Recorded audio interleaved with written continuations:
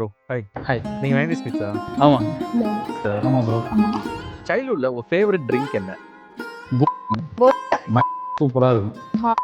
ஓ சூப்பருங்க. இப்போ உங்க கிட்ஸுக்கும் இதை தான் கொடுக்குறீங்களா? இல்லைங்க, அவங்களுக்கு வேற கொடுக்குறேன். இல்ல கொடுக்க மாட்டேன். இல்லைங்க, ஏன்? அதில் சுகர் கண்டென்ட் ஜாஸ்திங்க.